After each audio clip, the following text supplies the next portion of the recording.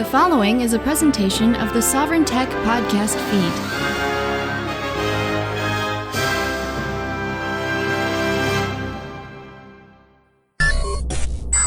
The following SOVRYN Tech special was originally recorded in February 2018 and has now been re-edited and remastered for posterity. Oh, and from Mr. and Mrs. SOVRYN to you. Happy Valentine's Day, everyone. So this is an episode that I promised that has to do with, and it was requested by a patron actually, that has to do with the dark origins of Valentine's Day. And so we're going to talk about Valentine's Day. Granted, it's getting released later than Valentine's Day, but hey, whatever, you know. For my own personal feelings on Valentine's Day, I think we recently talked about this. I was always kind of the guy that's like, well, let's celebrate it like on the 13th or the 15th. Let's do it after that. And my reasons for that were twofold. One is that, you know, it's not as crazy on the 14th. And also what I think that maybe Valentine's Day replaced was originally celebrated more or less between the 13th and the 15th, that being the Roman holiday, or maybe not so Roman holiday, Lupercalia. We're going to cover all of that. But bottom line being is that, look, if you're in the right relationship, if you have the right lover or lovers, you know, maybe you're in a polyamorous relationship and right on, every day is Valentine's Day. You know, literally every day feels like Valentine's Day. And I mean, as much as I recognize that Valentine's Day is, and we're going to cover this, but I'll say it right out front, Valentine's Day is bullshit. Okay. like it's really bullshit. But I still celebrate it. But whatever, right? Because, like, again, if you're in love with somebody, you're buying them gifts all the time. I mean, this gets into a major conversation around holidays in general. You know, do you really need to celebrate any of them? I think birthdays are cool. And I don't know. But other than that, who really cares? You know? Well, maybe I'll talk about that a little more later on. But bottom line, let's start talking about Valentine's Day and its actual origins. So the argument goes as far as, now, I mean, the modern Valentine's Day that we celebrate today, where there's, you know, a sharing of, you know, confectionaries, of chocolates, a giving of flowers, and, you know, trading, you know, handing over Valentine's Day cards and all of this different stuff. Okay. I mean, look, I like it fine. Any chance to celebrate love and whatever, or be able to tell other people, you know, that I'm thinking about them, I take those. Okay. And that's where I come in with, you know, my celebration of holidays. Like even like the New Year. You know, New Year's Day, yeah, I you know, it's nice to be able to just say hi to people, you know, for effectively no reason, that I want to make sure, you know, I know that I care about them and I like that they're in my life. But, you know, to me, who I was raised ethnically Jewish, like New Year's Day isn't the New Year's Day that you celebrate, right? It's a very different one. Just like I think on the day this is getting released, technically it's the Chinese New Year, right? And it's the year of the dog, if I'm not mistaken, this time around. So anyway, what animal am I on in Chinese astrology? Well, I'm the cock. I'm not kidding. I'm the rooster. But and depending upon what kind of placemat you get at a certain restaurant, often enough it says cock. Great. So, but moving on from that.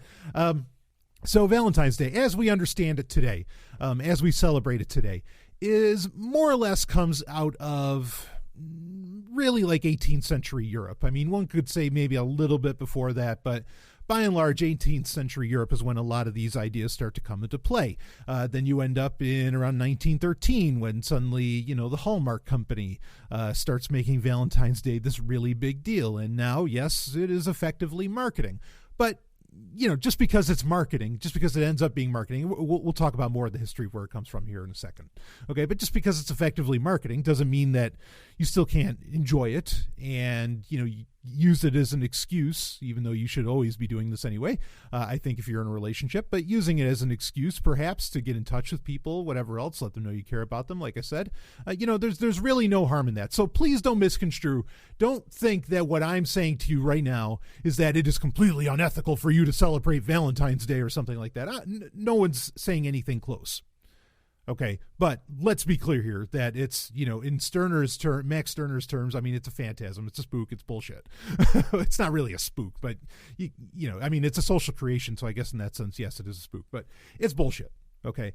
And in fact, before we get into the history, I will say this, it's it's something that while there's other holidays that have very ancient origins, I think, that go well before the Romans or the Christian church or anything along those lines, this is one that we really don't know, like, what its importance is. I mean, because you could think of like Saturnalia or Calenda, which those are kind of adjoining festivals, holidays. Those we have some sense that they go back thousands of years, and that and there's also like an astronomical reason for those holidays. Okay. Or we have, the celebration of Easter, or perhaps more accurately, Ishtar or Inanna, same goddess, where that has very, very ancient connotations, going back thousands of years. Those are like the only couple ones that seem to, there's probably a few others, but those are the big deals. Those are the big ones. As to where, February 14th, or even around February 14th, there doesn't seem to be a whole lot to attach that to. Okay, now, the traditional story of Valentine's Day, where it gets the name Valentine's Day, comes from actually two men. That being two people with the same fucking name, and two saints, actually. They were both Saint Valentines, and they were both both Saint Valentine, and they were both killed by the same Roman emperor. This would have been in the 3rd century, and the emperor was Claudius II, who was a fairly successful conqueror. He went after the Goths, in which he would take his later name, Claudius Gothicus, who, meaning that he was the conqueror of the Goths, effectively. And this guy was really successful, and he wanted to be more successful in his campaigns because he was following up after an emperor that maybe wasn't so successful. And Claudius II has this, what he thinks is a brilliant idea. He's like, and this is something that could come right out of a Rocky movie, right? Where Mickey would say, women weaken legs, okay? Claudius had the idea that women make soldiers less effective. Now, that's a pretty dumb idea, in my opinion, because I think that what the hell else would soldiers fight for? Like what else would they be doing all of this for, right? Other than maybe to impress a lady or something along those lines. We were talking about in the Relationship Rhombus show, we were talking about the ancient Greek play where the idea is that if the women would stop sleeping with the soldiers, then then the wars of their day could come to an end, right? And this is an idea that gets played out over and over again. I'm not going to break into the rights and wrongs and ethics of that. We talked about that during the Relationship Rhombus show. But anyway, obviously Claudius II was way off base. That's not how things work. And the soldiers seem to think the same thing, because what did they start doing? The Roman soldiers of that time, started getting secret marriages. And these guys, these couple of people named both with the last name Valentine, or both with the name Valentine, would help out with the marriage, or with the secret marriages, and they would end up becoming martyrs and would later be, canonized by the Catholic Church. Come around to like maybe the 5th century that the Pope would canonize them, and then you would end up with this celebration. And it's ironic because supposedly they were. And this is where the Catholic Church, that being the victor of history, which the Catholic Church really was for quite some time, they get to tell the story of history, whether it's true or not. And their claim is that both men named Valentine were killed different years, but both on February 14th. Now, a lot of people want to say that really what the Pope was doing in the 5th century which I personally believe was a popular practice at the time, was to replace pagan holidays with Christian holidays. And so they created St. Valentine's Day on February 14th to replace the Roman holiday of Lupercalia. Okay, so that's the official story, as it were. But should you believe the official story? Oh, never. Whatever. That's probably not how a lot of this went down. Though I can imagine that, yes, that the church in the 3rd century would try to do subversive things to, say, win over soldiery and other stuff. That's not a crazy notion. That's not something that maybe the Catholic Church just made up. Certainly I think the dates and a lot of other parts of it, they could have fabricated. But sure, that can make some degree of sense. And if anything, if it was made up, then sure, it was made up, again, all to replace Lupercalia.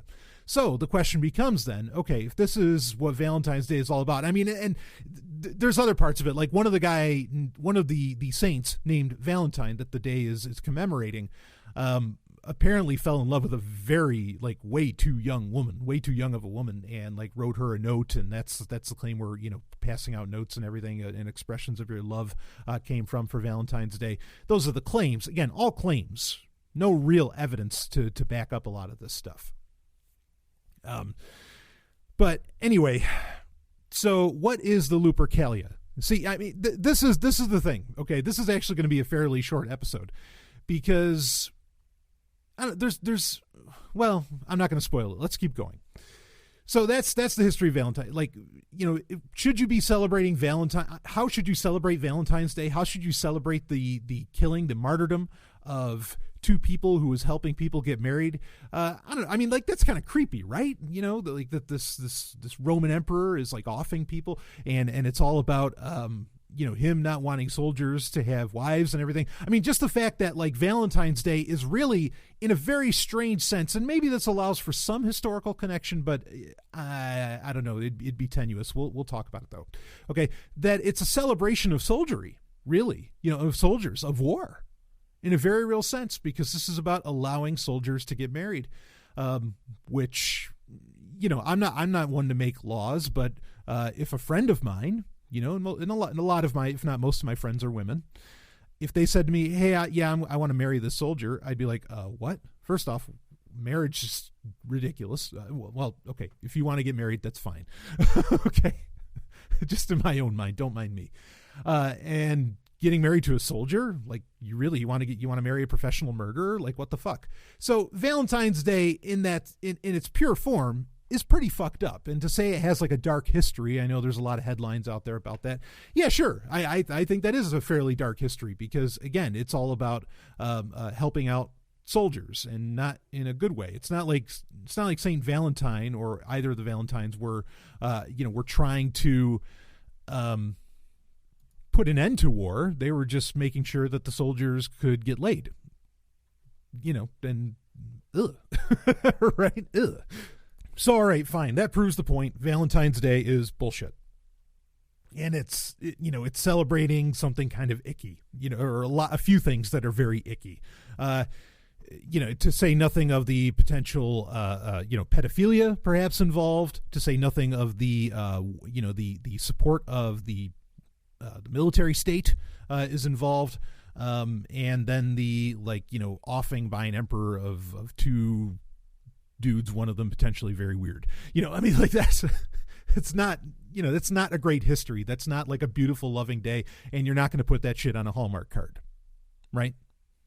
So anyway, let's talk about what supposedly the real reason that Valentine's Day even became a thing was, again, to replace potentially. This is kind of guesswork, but I do think this happens. I think similarly, that's why the Catholic Church changed the Christian Sabbath from Saturday to Sunday.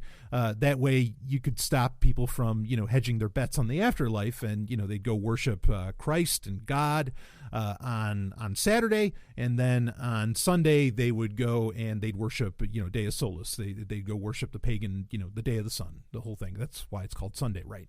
And before anybody says, oh, no, that's not how it happened, Sunday was the original Sabbath, blah, blah, blah. Sorry. So in Latin and, in all of in the areas that are the remnants of Rome, what do you call Saturday? Sabado? Fuck, that sounds a lot like Sabbath. And it's been that way for thousands of years. That's so weird. Gee, no, stop. Fucking stop. Okay, the Sabbath is on Saturday. I'm not saying that because I'm ethnically Jewish or anything. Okay, the date got changed. the day of worship got changed, and I think it's because it was all to this process, this time frame with Constantine the Great and others, later on with popes, like we said in the 5th century, where they are trying to create Christian holidays to put in place of the pagan ones so that people would stop doing pagan worship. Okay, so what was the original pagan day then for this? Well, it wasn't just a day. It was a couple days at least, and it was the 13th through the 15th of February. In fact, we'll talk about that more. Okay, we'll explain more of that in a minute. This is what's known as Lupercalia. So what we know of that was done on the Lupercalia was that you would have men and boys running naked and wild through the streets. Okay. Lupus, kind of like points at the idea of a wolf. Okay. So, it's this wild time. And they would sacrifice a goat, or a dog, some kind of animal, maybe like a wolf, whatever. And then they would create out of the hide of what they sacrificed, they would create a strap. Okay. That they would almost a whipping strap. But again, we don't know that it was like something that they literally went around and whipped people with, but they would run around and they would, smack women with these straps. Now, again, we don't know that they were hurting these women because, in fact, I would argue that they probably weren't, because what we know from how the women felt about Lupercalia is that they wanted to get hit by these straps. Now, was everybody into BDSM or something?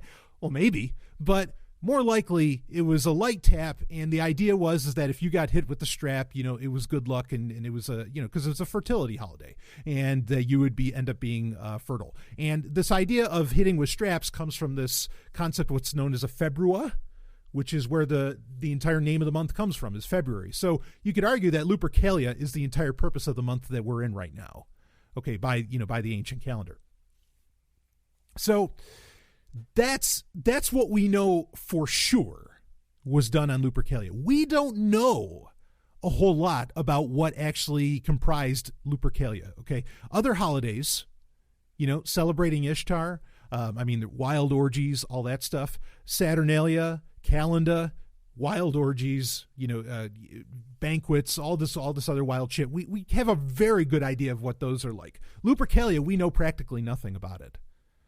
And maybe because it was, one could argue that if it took until the 5th century for the Pope to finally replace this damn thing, it might have been such a popular holiday that the church really had to bury it, and maybe they really buried it. It's, again, that's a lot of conjecture and guesswork as far as, what's the deal there. But there's claims that, names would be put in a jar on Lupercalia, and, a man and a woman, and whoever pulled whoever's name, it was almost like a key party, you would end up with, for the entirety of the Lupercalia. And if you found out that you really meshed very well, then you would end up spending the rest of your life with this man or woman at the end of the festival. Okay. You would continue on your relationship or whatever, maybe not the rest of your life, but whatever. That whole names in the jar thing, conjecture. Nobody really knows that's exactly what happened, and it fits a little too neatly with the concept of Valentine's Day itself. So my own sense is that that's bullshit. There's not a lot of talk of orgies or things like this, but then, of course, this seems to be a heavily suppressed holiday by the forces of history. Whether those forces of history are the Catholic Church or not, I don't know. But my guess is that there would be. If it's a fertility holiday, why the fuck wouldn't you be fucking? Right? And that seems to be a very commonplace thing. And one could get into big questions around a lot of this, as far as human evolution, but that's going to turn into a lot of shoulds over what our biology allows for, blah, blah, blah, or what we really want inside, etc. But it seems like, from Sumer to Egypt and, going all the way up through the Greeks, the Romans, whatever. Okay. In fact, well, all right, is that there seems to be this proclivity to, whenever we can have a festival, let's have a festival and let's have orgies. It's just any excuse that they can get, they want to do that. And they sort of set aside days where they could make it happen.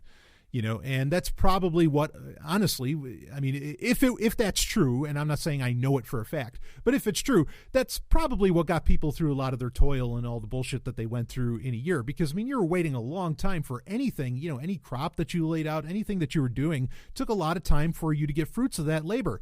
And, when the time would come where you'd get the fruits of those labor, you're going to fucking celebrate, and you're going to celebrate hard. And humans, would go about that sort of business.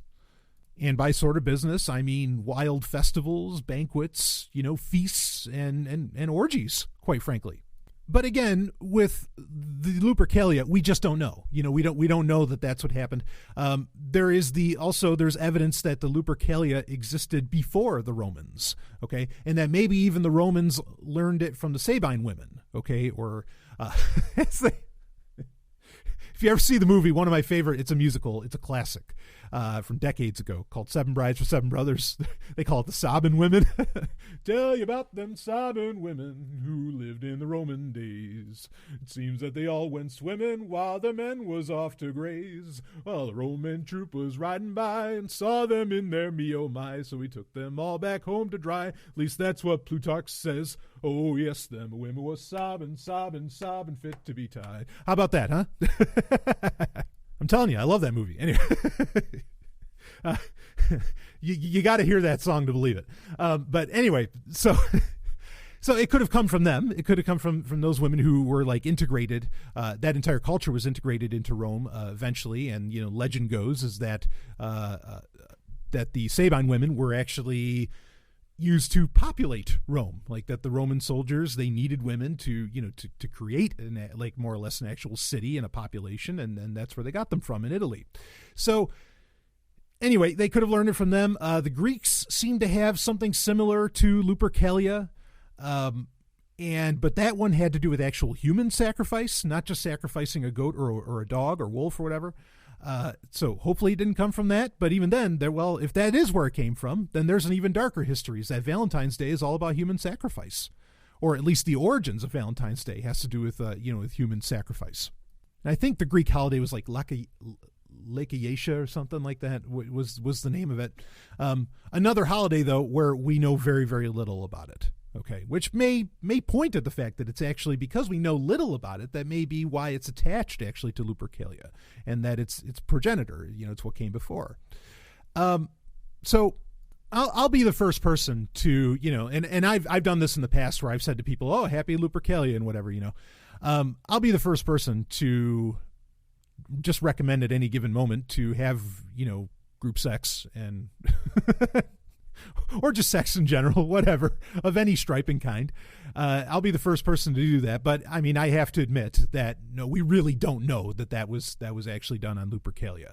And as far as any concept of Valentine's Day throughout history, from the Pope in the 5th century beyond, it probably wasn't necessarily really a part of it. But we do know for sure, yes, it was a fertility holiday. So you can extrapolate from that if you want. Now, there's one other holiday that would become very popular or popularized by the Normans, and that was Galatine's Day. And argument goes is that somewhere, and this is from, when the Normans were running shit, okay? So, which supposedly that day was all about the lover of women, and whatever. There could have been some confusion and attachment to that, sure. So this is, it's all very, like, the whole thing, if you're not getting the picture here, is very sketchy stuff where this day even came from. Obviously, it's solid foundation in, the modern world completely comes from probably Hallmark, from the Hallmark company, literally. It just comes, it's marketing. It's just like the American dream. The American dream is not the American dream. It's a fucking marketing phrase from the 20th century. Now, considering that it is, here's kind of just a little far out theory, and this is the part that's really tenuous. Considering that it's a day, at least by the Catholic definition, that in a very real sense celebrates love and war, right? The marriage of soldiers. We have goddesses who are, that represent love and war. Think particularly Inanna / Ishtar. But she already has her day, about a month or so later, right? And of course, Inanna is really, you might as well just at any point, even if you're talking about like Ashtoreth and some of these other ones that are Astarte, you just point at Inanna, point at Ishtar. And they're the same person. Point there, because she's the one that influenced all the rest of them, even all the way up to like Aphrodite and whatever else, okay? Especially if Lupercalia is really a Greek, is somehow attached to a Greek holiday, maybe you would point at, Aphrodite or Athena, and all of that, all the concepts of goddesses, really just starts right there. Not to say that Inanna didn't experience other goddesses as well, but that's the one that sticks through history.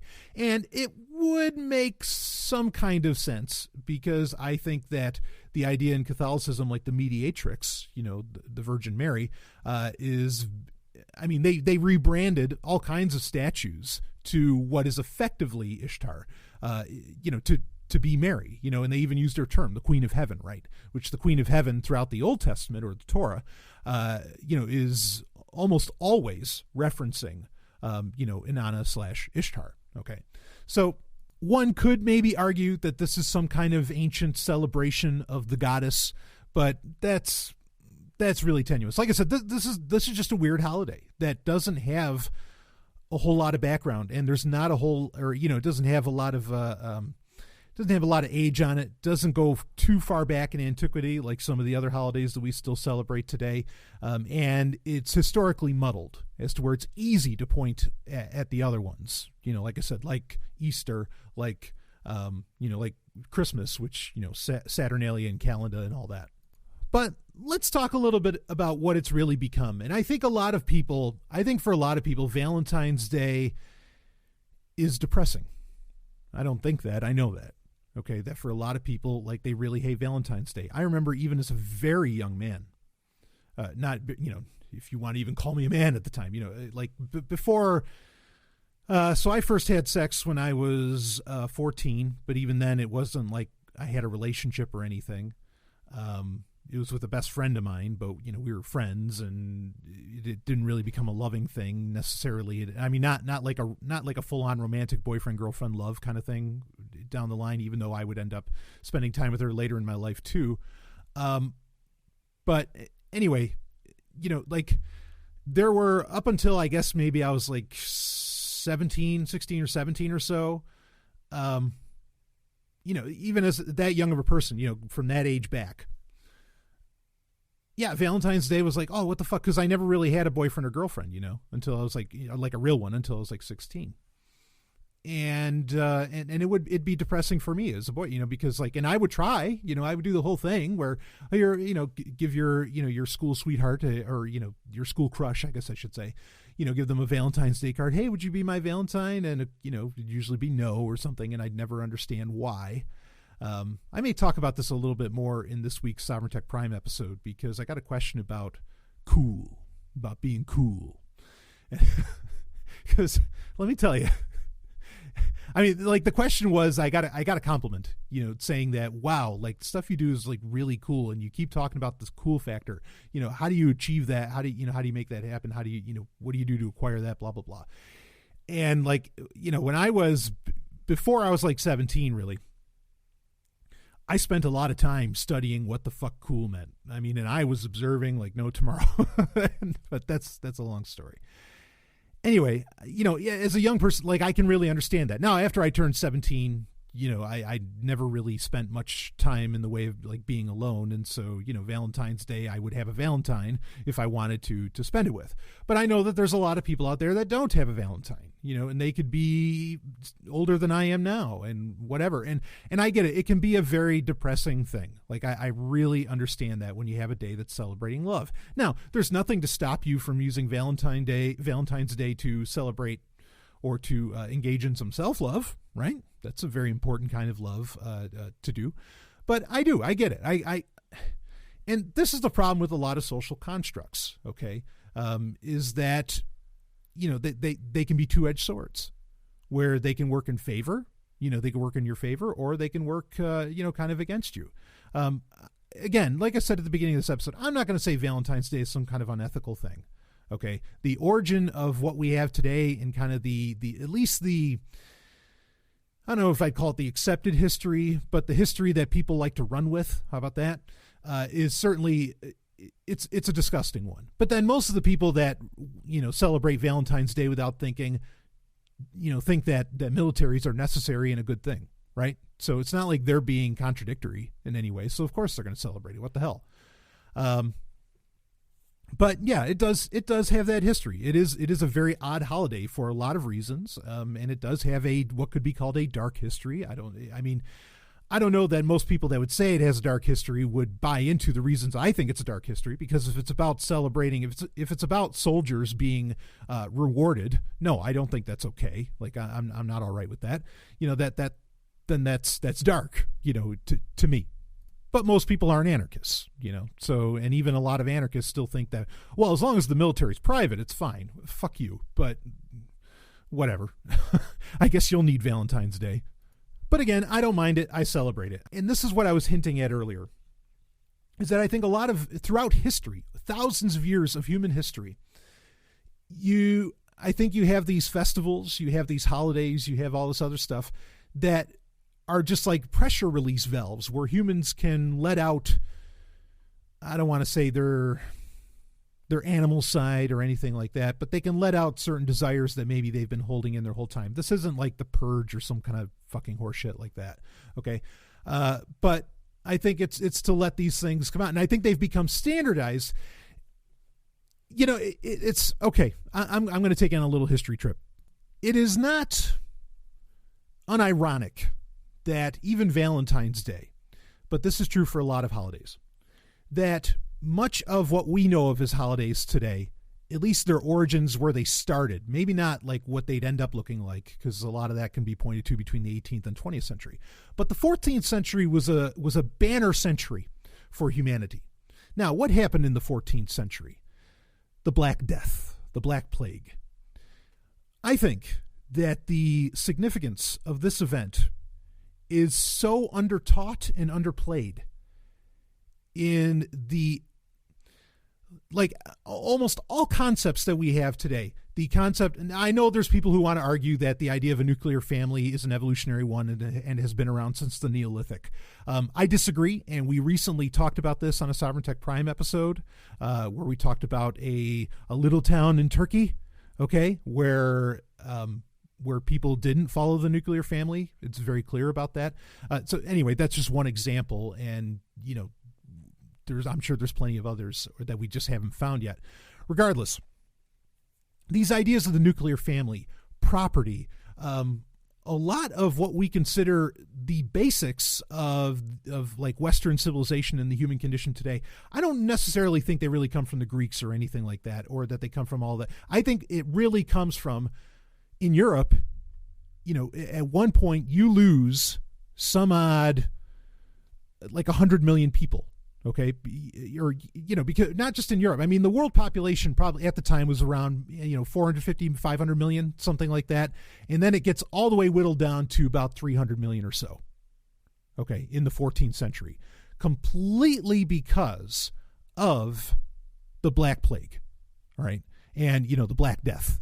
And this would go on. I mean, understand the Black Death, honestly, like it would keep coming up again and again, all the way into like the 19th century, it's not like it just went away in the 14th, but it's interesting that a lot of these ideas that we have today, even something as simple as like a holiday like Valentine's Day, you can point back to the 14th century to some origins of its, of what it would become in our modern day.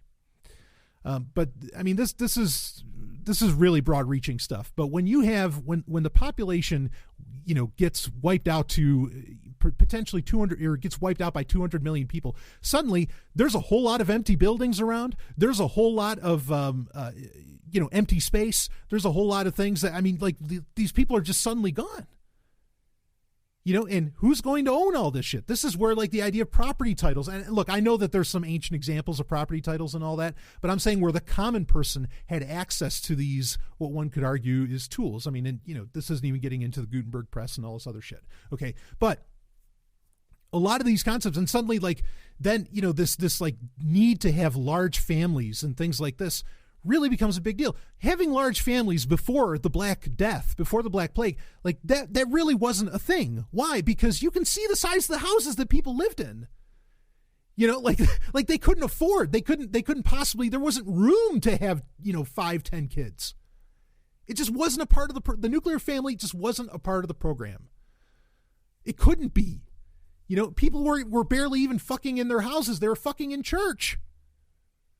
But then after the Black Plague, when suddenly Europe is down by so many millions of people, oh, there's a whole lot more room. And then suddenly you get these people, your everyday people, because like even the feudal lords couldn't own it all, right? I mean, like so many people just suddenly they had to, they started taking on, all right, I'll claim this is my neighbor died. And so now I'll run his house and all. I mean, this is such a huge event.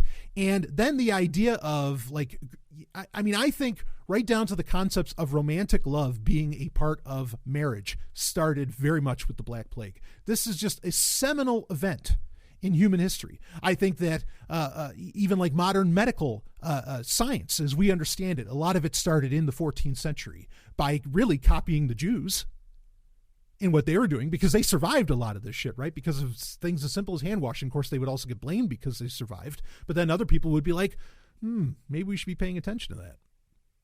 What are they doing right? Anyway, that's another story. So, and look, folks, I'm an atheist, okay, and I don't hold any like I don't hold my ethnicity or anything in any kind of grand claim. Okay, please don't confuse what I'm saying. But I'm just saying that what we think of, so many things that are just the way things are, okay, all come from the post-Black, like after the Black Death, with the remains of the Black Death and what the people that survived it, really put together and garnered for themselves and everything.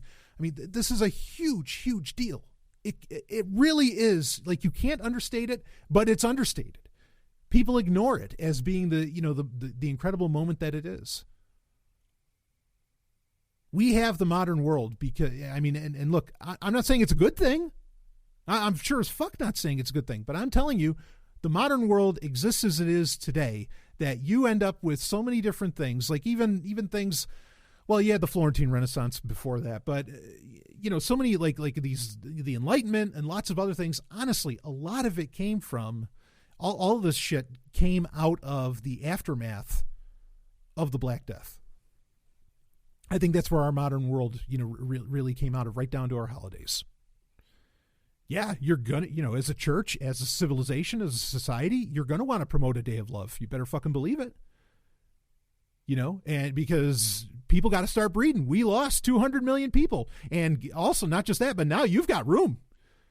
You're not just in some little shack anymore. Your neighbors all died off. You get you get everything they've got. You can start filling it up and nobody's going to argue with you because there's barely an army to go after you, to even enforce what you wanted to do. Fortunately, people have like the concept of empathy within them, and they weren't just regularly offing themselves. And maybe there was even like a celebration of life, of being alive, after the Black Plague. I mean, and that's another thing too. In fact, I remember we talked about this on SOVRYN Tech, that like there were, especially like during the Black Death, like there were full on orgies going on and everything because people were just so fucking happy to be alive. But that's the immediate effects, but the after effects, suddenly you start ending up where people want so much titles and like the scribes of their day before the Gutenberg press, they couldn't even keep up with how much they had to write up. And if you want to say that, oh no, people were ethical and living this way beforehand. No. Look at the history of scribes at that time, especially in the 14th century and around there. Do you want to know what the number one paper or the number one kind of contract or paper that was being asked to be written up by scribes was at the time? Indulgences.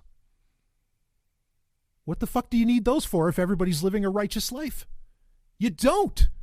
Indulgences were getting rid up like there's no tomorrow because everybody was sinning. Woo, sin was in. But then eventually, people became, like so many people became wealthy and all that. And I think this is the origin of, and not that I agree with this, but I think this is the origin where a lot of people say, well, the real solution is there's just too many people. And I think some historians like point at the Black Death and say, yeah, see, when there was less people, everybody was wealthy. When you look what happened after the Black Death, right?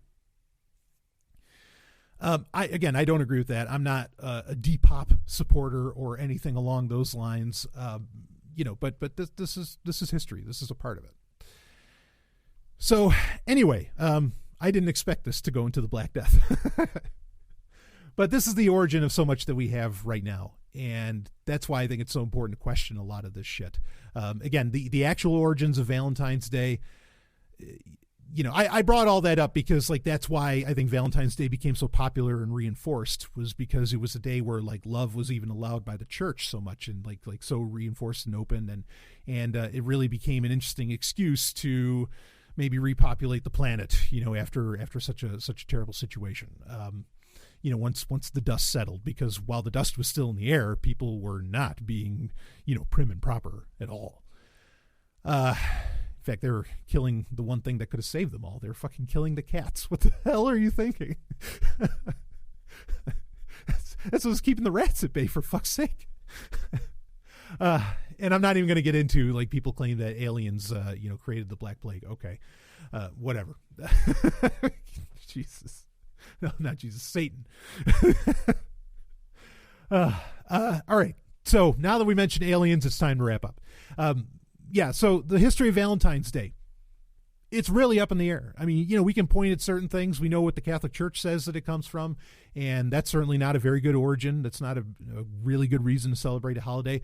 But the point that I was bringing up is that, or what I was mentioning earlier, is that, like, look, it's okay. If you don't want to celebrate holidays at all, don't do it. It's okay. You can ignore it. And I don't think you're, telling a gal, if you're a guy who's trying to convince a gal, hey, Valentine's Day is stupid. I don't think telling them what I've told you or like describing any part of its history is going to do anything to convince that person. It's just not. Okay. You really you want to get to the point. If you want to stop celebrating Valentine's Day, just make Valentine's Day every fucking day, or celebrate randomly. I guarantee you it's far sexier. It keeps the romance alive. And when it's out of nowhere, I think it can actually rekindle romance. It has a better chance because people don't expect it, as to where, like, I have to, I'll end with this. Like, I feel terrible for women, especially conventionally beautiful women. Because holy shit, Valentine's Day has just got to be like a horror story for them. If they're not in a relationship. And I feel I think so many women are in relationships just as almost like or relationships with men anyway, just as like a protective measure, just so that they get left the fuck alone, so it's almost in your best interest to, if you're trying to get a gal, and some people say, well, ask her on Valentine's Day and maybe you'll have better luck or something. That's horseshit. Okay. Just do it any other day, because these poor women, and I mean that, these poor women just must get inundated. And I feel bad that I did it even as a kid, or as a teenager or whatever. Like that was, man, I wish I knew better, So, but don't try to convince anybody by giving them the history that somehow its dark history is going to change their mind or make them not want to celebrate it or whatever. If they want to celebrate, fucking celebrate it. But the best thing, if you really want to get Valentine's Day out of your life, is to make Valentine's Day every day. Like, just do this shit all the time. Bring home chocolates, I don't know, once a month or once a week or every day. I don't know, whatever your dietary, allowances are. Bring flowers, and some women really don't like flowers. And great, like if they're not into that, then they're not into that, and you don't have to do that. But if you want to do it, yeah, get her flowers all the time, whatever. And there's always higher expressions of love. I know some people say, well, if you just keep doing special shit all the time, then it doesn't become special anymore. Nonsense. It's a big planet. Yes, it is. It's a big planet. There's always higher and new expressions of love. There's always new, novelty is a very important human passion, I think, and you can always play into it. You just got to be creative. That's all. So there you go. Little relationship advice inside of the history of Valentine's Day, which, yep, I'll say it again. Valentine's Day is bullshit, but sometimes it's fun bullshit, huh? So there we go. I will see you, on the other side. And, you also, look, if you want to have an orgy or threesome or something, just do it. Just do it. Go ahead. You don't need Valentine's Day to make it happen. Just make it happen. Have fun. Trust me. It's fun. Woo! Now go run through the streets naked, whipping people with your sacrificial goat skin.